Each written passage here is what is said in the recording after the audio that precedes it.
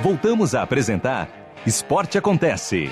Estamos de volta com o Esporte Acontece, hoje entrevistando um dos maiores nomes do voleibol brasileiro, Marcelo Negrão. Negrão, para você essa parte que a gente já falou lá atrás, a parte tática, que era a grande diferença, de repente a parte física, que era muito mais na sua geração, esse problema de renovação, então talvez seja as principais diferenças de uma geração para outra do vôlei, não?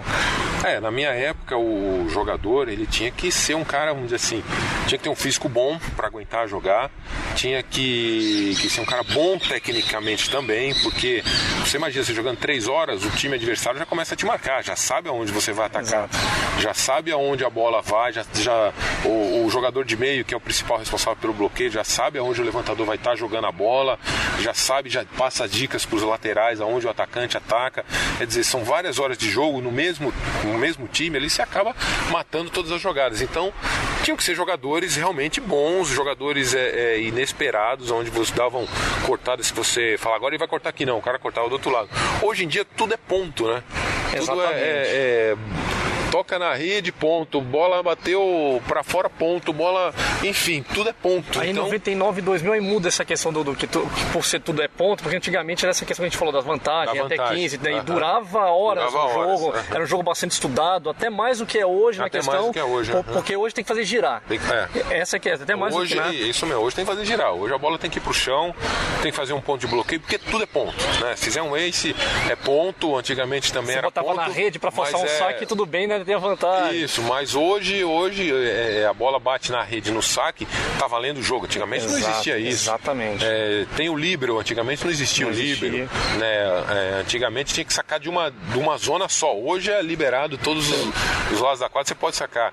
Então quer dizer, o voleibol mudou muito, né? O voleibol mudou muito. Te agrada essa mudança? Te agradou? Eu acho assim, pro jogador, o tempo de jogo foi bom, a vida útil dele é maior. Mas pro voleibol em si, pros técnicos, antigamente como que era, as táticas, nossa, antigamente era muito mais estudado. Você ia do começo ao fim num jogador sacando um saque curto pro cara ter que abaixar, abrir, atacar, cansava. Aí você tinha espaço para os jogadores reservas, porque o cara cansou, bota o outro, mas esse outro tem que ser um cara bom também, entendeu? Então, nossa, o voleibol realmente, os times eram muito bons. Você via jogadas que hoje em dia é ponto, tem que ser ponto, entendeu? Então antes você via jogadas estudadas, a gente tem que fintar o bloqueio, então a gente fazia desmico, bituin, um monte de jogada que a gente inventava. Você usava técnica, tática e parte física, você usava as 3 frentes, né? Tudo. E pra fazer tudo isso tinha que ter o gás, né? Porque você não aguentava.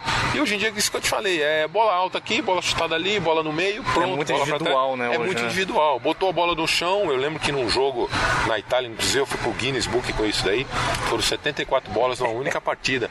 Hoje em dia, 74 bolas numa partida, eu ganho um jogo sozinho. Exatamente. Entendeu?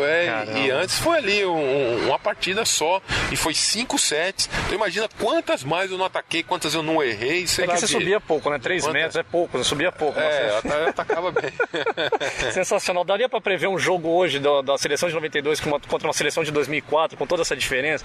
Ou não, isso fica pro torcedor que imaginar? Não, eu vou ser sincero, eu acho que é engraçado. Eu faço parte de um projeto chamado o Embaixador do Esporte do Banco do Brasil, aonde acontece de vez em quando, a gente está fazendo, que sou eu, Carlão, Paulão e Maurício, fazendo jogo de exibição. E quando a gente se encontra, nós já chegamos até a pegar time profissional. E a gente não está treinado, não se vê nada, só se vê nesses momentos aí. E sempre sai jogo bom, a gente está sempre ganhando ali, equilibrando ali. É lógico que o árbitro rouba pro nosso lado, né? Mas é sempre assim um jogo muito bom. Então eu não sei, eu acredito que, como eu te falei no começo, por ser treinado tanto em alto nível o tempo inteiro e muitas horas de treino, o nosso voleibol, a nossa, como que eu posso dizer, a nossa essência é muito boa, que se tivesse todo mundo em forma naquela época e as quem sabe não esquece, atuais, eu acho que as seleções atuais de hoje, na nossa época, eu acho que a gente não perdia não. Tem alguma seleção mundial hoje que te surpreende, ou o Brasil realmente é o melhor? Não, o Brasil realmente é o melhor. O Brasil tá bem, o Brasil ele tem esse processo de renovação aí que sai na frente de todo mundo aí, os jogadores novos já ganhando experiência e em seguida troca. É lógico que isso é ruim pro jogador, né? Claro. Depois, sei lá, chegou a 30, 32 jogador já está saindo, isso pra gente não é muito bom, mas pro voleibol, pro sistema de seleção brasileira, realmente está dando muito resultado, porque o jogador ele entra cedo, ele ganha uma experiência contra as outras seleções muito rápido, continua jogando, e as outras seleções, quando fazem a renovação, demoram muito, já até o jogador novo começar a ganhar, o Brasil vai ganhando, e é isso que está fazendo o Brasil ganhar muito. É lógico que temos o Bernardinho, que é um excelente técnico, inclusive é o modo de treinamento que eu aprendi, que ele é do Bebeto de Freitas, Zé Roberto, é tudo mais ou menos a mesma linha de raciocínio, de pensamento em relação ao voleibol. Foram seus 3 melhores treinadores, Marcelo? Foram, na verdade foram 2, né? O Bebeto e o Zé Roberto. Zé Roberto, né? O Bernardinho eu peguei muito pouco, eu peguei ele apenas no começo de seleção brasileira, mas não tive dificuldade nenhuma, porque é tudo mais ou menos a mesma coisa, né? O tipo de treinamento, como pensa, metodologia de trabalho, todos querem um resultado melhor, todos dão as melhores condições e todos incentivam muito, que é o mais importante, o jogador, né? Isso é o fundamental. Ou você tem maturidade para aguentar uma paulada que vem do treinador, ou então você não serve para a seleção brasileira. Tem muito isso também, né? Tem. Seleção brasileira é muita responsabilidade, né? Você não está ali para brincar, né? E os treinamentos são muito puxados, praticamente o treinamento já é um jogo pesado, já é uma tensão muito grande, e quando você entra para jogar, parece que não está sentindo nada, porque o treino já é mais difícil do que o jogo. Entendi. Em 2006 você vai pro vôlei de praia, Marcelo. Você estava falando sobre isso, como é que foi essa transição? Aí chegando, né, quando eu falei sair de Ferrara, decidi sair da quadra, vim pro vôlei de praia com o objetivo, né, de repente, quem sabe um dia ganhar uma medalha de ouro na Olimpíada também.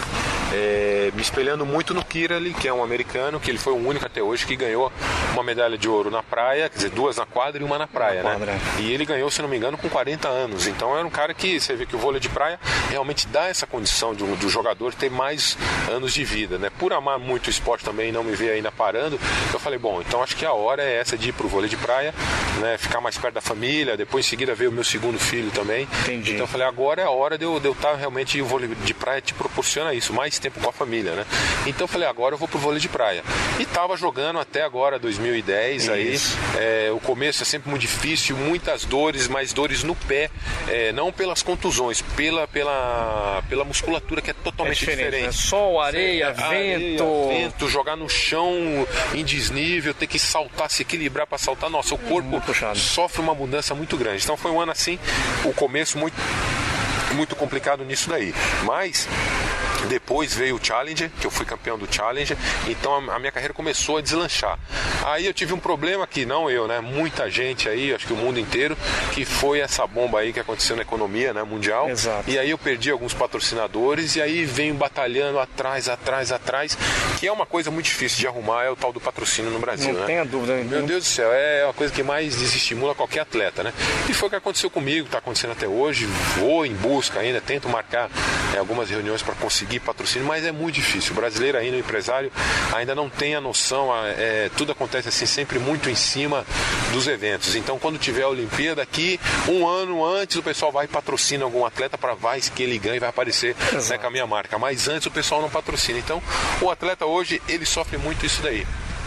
Essa parte de apoio, de patrocínio. Mas deveria valorizar os ex-atletas assim que fazem história até hoje. Por exemplo, você que saiu agora do vôlei de praia, mas você tem um histórico que hoje o ouvinte está conhecendo um pouco mais, que é importante para disseminar isso, principalmente entre os jovens, as crianças, que é um projeto que nós vamos falar aqui na frente do SESC também, né, que é interessante.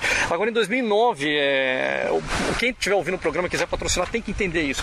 Em 2009 você vira padrinho em Mongaguá também, no projeto de vôlei de praia, né, Marcelo? Sim. Quer dizer, uma felicidade, uma sorte grande do ex-secretário de Esportes do Clauri, aqui de São Paulo, ele abraçar essa ideia, junto com o prefeito Paulinho, lá de Mongaguá, eles abraçaram a ideia de realmente que precisa ter, e eu fui com a história de que não existe aqui em São Paulo jogador de vôlei de praia profissional, não tem, eu parando de jogar, acabou, ninguém vai representar São Paulo no circuito brasileiro jogando vôlei de praia, então a gente precisava começar a criar novos jogadores, enfim, né, e daí precisa-se, lógico, de montar toda aquela